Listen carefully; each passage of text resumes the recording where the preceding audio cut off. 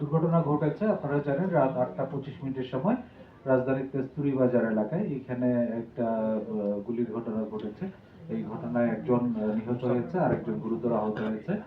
এই ঘটনার প্রেক্ষিতে নিহতের স্ত্রী বাদী হয়ে তেজগাঁ থানায় একটি মামলা দায়ের করেছে। এ পর্যন্ত আপডেট রয়েছে। ইতিমধ্যে নিহতের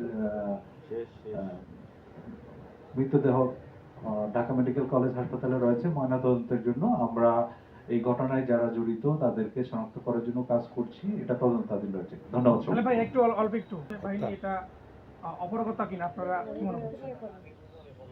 এটা একটা বিচ্ছিন্ন ঘটনা হিসেবে আমরা দেখছি। তারপরেও এই ঘটনার পিছনে অন্য কোনো কারণ জড়িত আছে কিনা বা কারা জড়িত তাদেরকে আইনের আওতায় নিয়ে আসার জন্য আমরা কাজ করছি। ধন্যবাদ।